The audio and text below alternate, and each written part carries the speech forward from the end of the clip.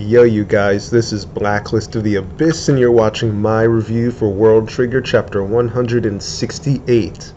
Okay, the second to last chapter before World Trigger moves over to a monthly schedule in Jump Square. Okay, and I guess the first thing I should say is, because I saw some spoilers, I saw spoilers pop up. I managed to avoid them for the most part. I knew something, like just a brief second that I saw the page, I could see something happening to Osamu, but I didn't know the context, so I was able to kind of avoid the spoiler, but kind of a little bit. But I figured I should point out that I don't read the scanlations, I only read the official Viz release. So if you were at some point wondering why my reviews come out like almost a full week after the scanlations did, then it's because I don't read the scanlations. I wait for Monday when the Viz release happens. And as you can see, my environment is a bit different because I was traveling. So I had a full day of travel, so so it's like a couple things lined up on top of each other to push back videos. Plus I still have to do live reactions to Gridman and Goblin Slayer. Okay, well, that'll come at some point. But for now, World Trigger. And a large chunk of this chapter was the shootout between Murakami, Kurama, Kage, and Kitazoe. And the focus wasn't on Murakami like it would usually be. So we saw him activate Black Kogetsu last chapter, but we didn't really get to see it in action. So maybe we'll get that next week, maybe we won't, not really sure. But instead of focusing on him, the focus was on how good of a gunner Zoe is, and how it forced Kurama to actually dual-wield. Okay? And the significance of this is that he had to deactivate his own shield in order to get that second trigger activated, which means that Murakami's role changed from being the offensive guy who's attacking people because he's literally an attacker. But instead of that, he was defensive, and he was using his shield and his ray gust to protect Kurama. Though he did get a couple shots in on Kage, and they did have a couple shots back and forth. But for the most part, he was defensive. He was protecting Kurama. And because of the double firepower that he got from dual wielding, it made it difficult for Zoe to fight back, because Kage can't really mirror what Murakami is doing. He's not really the defensive type. It's just not really his style. So he couldn't get in front of Zoe and be his shield to allow Zoe to dual wield. So Zoe was literally just he couldn't match that firepower. He couldn't drop his shield, but he couldn't dual wield to match. So there was really nothing they could do except for retreat. So that's what they chose to do. Well, I'm assuming that Kurama and Murakami are going to chase after them. I doubt they're just going to let those points get away, especially since Zoe is such a good gunner. You don't want to really leave him to come back and bite you. Same with Kage. We saw in the chapter that through the various rank wars that he's had with Yuma and Murakami, he wins most of them. So he's clearly the best attacker in this match. Though he hasn't faced Hughes. But, I mean, Yuma has more experience with border triggers than Hughes does, so I would put Yuma above Hughes, and I would put Murakami above Hughes, which means Kage by default would also be above him as well. So you could definitely say that Kage is the best attacker here, and you don't want to really let him get away to come back and bite you either. So I'm assuming Kurama and Murakami are going to chase after him. And we haven't actually seen how Taichi's role will impact them. We did see how it impacted Osamu, which gets into that spoiler panel that I ended up seeing. Osamu ended up essentially being triple teamed, though last week I assumed it would be the entirety of Azuma's squad triple teaming him, but we didn't actually see any of Azuma this week. So don't be surprised if he just comes out of nowhere and just starts shooting at some point, just sniping people, and they're like completely caught off guard by it. Don't be surprised if that happens. But for now, Osamu's being triple teamed by Ogudera, Koarai, and Yuzuru. Yuzuru made an attempt to snipe both Osamu and Koarai at the same time, but Osamu saved him because he didn't want to give Kage squad any extra points, since they're like directly above them. It like that their goal being to make the this is this stuff is clear, right? So Osamu didn't want Kage to get any points. He wouldn't want Asuma's squad or Suzunari to get points either, but it's especially bad for the squad above them to get points, So he especially wanted to go out of his way to make sure that Yuzuru couldn't get any points there. And this is when Taichi turns off the lights to the entire building, or at least I'm assuming it's the entire building, right? Like, we technically didn't see the whole building, but these four were like between the 5th and 6th floors. I'm assuming that they there's an open part there, right? So if there were lights on at a certain part of the building, then that would be visible, right? So I'm just assuming the lights are out across the entire building.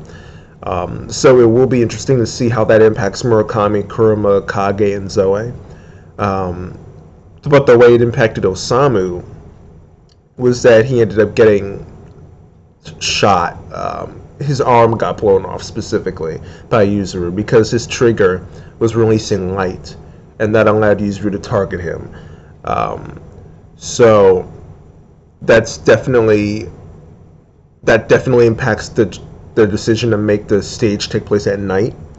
If it was daytime, then obviously light would be showing through the windows, and that makes this much less effective.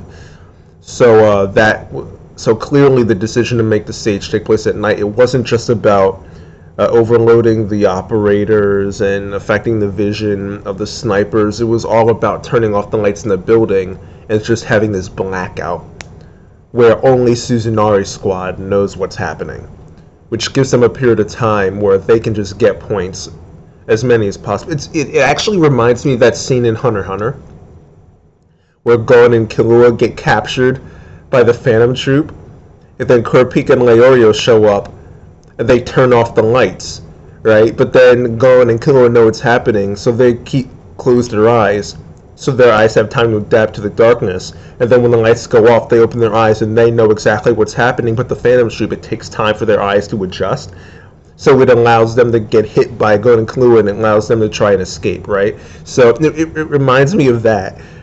So Suzunari is going to have a period of time here where they can literally do anything they want. Okay, although clearly Yuzuru, I won't say that his eyes adapted, because it's literally light being given off. Like, your eyes will just naturally go in that direction. So he just has the instinct to know, okay, someone's over there, let me just shoot right now, right? But his eyes, I'm assuming his eyes haven't actually adapted. But yeah, so this is definitely interesting, and I'm definitely intrigued to see how this goes in next week's chapter.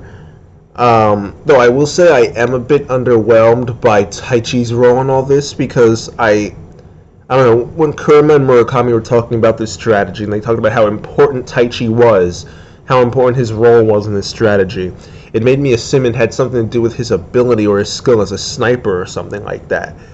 But no, it's just turning off the lights. Literally anyone could do that. Right, so Murakami and Kurama, they had an actual role in being gunners and getting points, taking out Kage and Zoe, right? They had an actual role. Taichi was just an extra body, though, right? Like, I don't know, I feel like it's kind of underwhelming to build Taichi up and say, like, oh yeah, our entire strategy relies on you. In reality, it doesn't rely on him, it relies on an extra person in general. Taichi himself is irrelevant. It's just, he was just a body filling a role. Like, it has nothing to do with him specifically, right? So it gave me the impression that it had something to do with his ability when it really had nothing to do with him at all. It's just a general job that anyone can do, right? Though I guess I can't assume that his role is over yet. I can't assume that that's all there is to this strategy. It's definitely possible that this is just one part of it. Like, for instance, it was the combination of nighttime combined with the lights going off, plus Murakami's black kogetsu, for example. My assumptions last week were that it could, fill people with lead and stuff, slow them down, break through shields and stuff like that. But it could be much simpler than that. It could just be that Murakami's Black Kogetsu serves the role of allowing him to get points without giving off light the way Osamu's trigger gave off light. Right? So it could just be about stealth as opposed to breaking shields, lead, it could just be that, right? So this strategy clearly has multiple layers, so I shouldn't assume that Taichi's role is now over, especially since honestly, it's possible he could just turn the lights back on, and then just keep turning them off, on, and no one's ever going to know when the lights are going to go off, so it's going to be impossible for them to really prep for it and be ready for it, right? Like if Yuma engages with Kage or Murakami, right, and they're like mid-strike, and then the lights go off.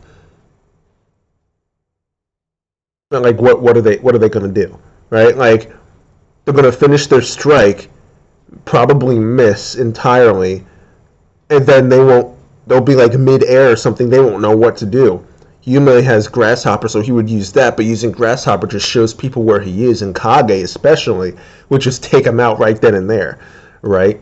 So it could actually be pretty useful if Taichi just stays there and just turns the lights off, on, right? That itself could actually be pretty beneficial, right? So I guess I can't really, and even then, it's not like I said, it still has nothing to do with his ability as a sniper. It still has nothing to do with him. It's just a general role, right? But still, at least it shows that there are multiple layers to the strategy. So it wouldn't be fair to just assume that this is the extent to which their strategy goes. There's probably going to be more. Right. Plus, again, it's important to remember that Azuma hasn't even done anything yet. He's not a part of this yet. Chika is outside. She could just shoot her Ibis and just take out like Taichi or something. Because like if Shiori tells Chika, hey, I need you to aim here. The thing that turned the lights off is right here. So if you shoot it, it'll force the lights back on, or something like that, right? If Shiori tells Chika that, and she goes, okay, and fires, she doesn't have X-ray vision. She can't tell that Taichi's standing right there, right? So it's like the fact that they're inside this building, that would actually allow Chika to eliminate people and score points without even realizing that she's done it. So her psychological wall might not even be a factor, right? So and again, Yuma and Hughes, I say again, I haven't actually said it yet, but Yuma and Hughes haven't even gotten involved. So there's still a lot that can happen in this rank war. So we can't assume that we've seen all the cards on the table, right? There's still a lot more that's going to happen here, just based on the fact that why would these characters be involved if they weren't actually going to end up being involved, right? Like the entire point of a rank war is for everyone to either get eliminated or be a part of it in some way, right? So at some point, Azuma's going to show up. He's going to be important. Same with Yuma, same with Hughes, same with Chika, right? So there's a lot more to see in this rank war. I'm really excited. Unfortunately, we're not going to be able to see the conclusion of it while it's still weekly. We're just going to have to end up waiting a few months. Though hopefully we get a few extra pages as a result. Depending on how Daisuke Ashihara's health is, we may still be getting 20-some pages. Maybe it'll go up to 30. It depends, right? It depends on how he's doing right now, if he's gotten back to form, how much is too much for his workload right now. Like it depends on that, right? But I am really hyped to see how this B rank war goes. This chapter was really good. I give it an 8 out of 10. It's an 8 out of 10, not just because we saw the stuff with Osamu, because I wasn't even really all that intrigued by the stuff that had Kurama and Murakami and Zoe and Kage, because it was literally just them shooting back and forth, right? Like, I'm a big fan of choreography in fights, which is why I love the attackers in Border so much, because it's all about strategy, it's all about choreography. So, but with and I guess that could be the case for gunners too, like Izumi Izumi is really good too. Like, I love watching Izumi fight. It's like seeing he's just great. He's just great, right? But in this specific case, it's literally just Kurama and Zoe shooting back and forth, and it just wasn't really all that interesting to me. So what made this an 8 out of 10 chapter for me were just the possibilities of just showing the revelation of what Susanari's strategy is, and just realizing, like, holy crap, this can, look at all the stuff that can happen as a result of this, and it just got me hyped. It just got me hyped, right? So, like, the foreshadowing and the build and the hype, plus I actually did like what was happening with Osamu and Azuma's squad and Yuzuru, right? So that stuff combined makes this an 8 out of 10 chapter for me. I thought it was really good, right? I'm hyped for next week. We're probably going to see some more factors come into play. We're going to see how Osamu reacts to this. Clearly he hasn't bailed out yet, but he's leaking a lot of Treon because he lost a freaking arm. So, like, he's only got a limited amount of time left at this point. So I'm interested to see what he does, and I'm just really intrigued to see what this next chapter ends up being. So hopefully that's a really great chapter, and hopefully we can actually be able to, hopefully we'll be able to hold out and wait for that 1 month, that January issue of Jump Square where World Trigger makes its debut. So hopefully we'll be able to last until then. But yeah, this chapter gets an 8 out of 10 from me. It was fun. It was really good. Plus, it just opens up a whole slew of possibilities. So I'm hyped for that. And yeah, you guys, that's that. Rate, comment, subscribe. Follow me on Twitter at blacklistota. I will see you guys next time.